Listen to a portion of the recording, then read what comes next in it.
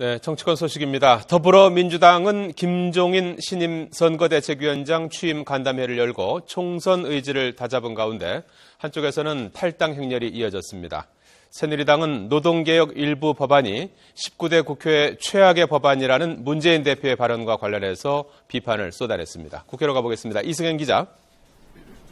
네, 국회 나와 있습니다. 예, 먼저 더불어민주당 김종인 조기 선대위원장의 기자간담회 그리고 정대철 상임고문의 탈당 회견이 맞물려서 진행됐다고요? 네, 그렇습니다. 한쪽에서는 당을 다잡고 총선 체제로 다가서자는 포부를 밝히는 간담회가 진행된 반면 동시에 같은 시각 다른 쪽에서는 이 새로운 야권 세력을 만들겠다는 탈당 회견이 함께 맞물려서 진행이 됐습니다.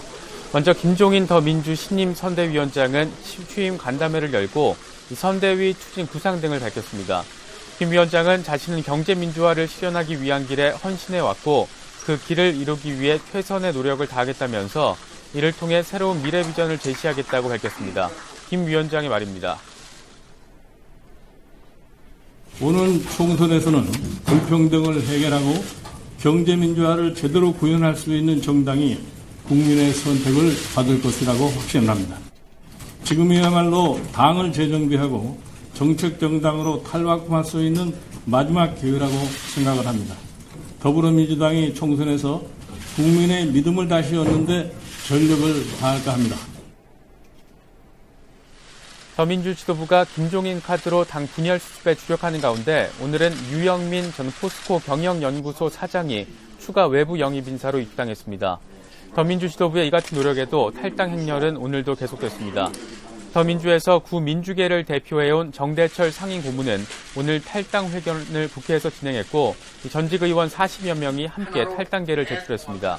정 고문은 더민주를 떠나서 추진하려는 일도 단 하나라면서 여러 갈래로 찢긴 야당 세력들을 하나로 대통합하는 통합의 병풍 역할을 자임하겠다고 강조했습니다. 다음 주에는 박지원 전 원내대표 등 호남 의원 등의 동반 탈당이 예고된 만큼 야당의 내용은 당분간 불가피할 전망입니다. 이런 가운데 신당 창당을 추진하고 있는 무소속 안철수 의원은 어제 기독교와 천주교계를 예방한 데 이어서 오늘은 조계사를 찾아 자승 총무원장을 예방했습니다. 자, 계속해서 새누리당 소식 살펴보죠. 오늘 회의에서 김무성 대표가 문재인 대표를 강하게 비판했다고요?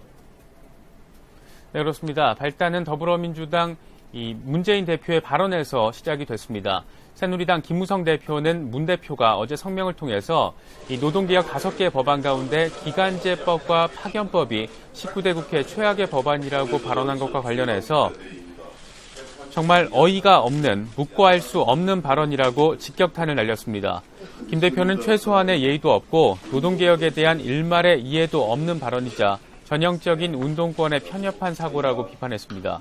그러면서 야당이 매일 갈등과 분열에 따른 상황이 이어져서 야당 인사로 하여금 나라와 국민을 위한 정책마저 편가르기 사고로 보게 만든 것이어서 너무 안타깝다고 비판했습니다. 김 대표의 말 잠시 들어보시겠습니다. 이런 발언은 정말 참 묵과할 수 없는 그런 발언입니다. 야당 대표의 발언은 최소한의 예의도 없고 노동개혁에 대해 일말의 이해도 없는 발언이자 전형적으로 운동권 세력의 편협성에 사로잡혀서 반대부터 하고 보는 그런. 김 대표는 또 야당이 분열로 국민 생활을 외면하고 있다는 취지에서 국회 선진화법 개정이 필요하다는 점을 거듭 강조했습니다.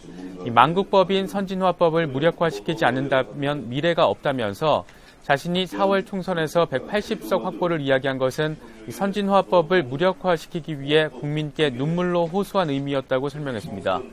이와 관련해서 새누리당은 선진화법 폐기를 위해서 오는 18일 국회 운영위원회 소집을 요구해 본격 논의한다는 방침입니다. 지금까지 국회에서 YTN 이승현입니다.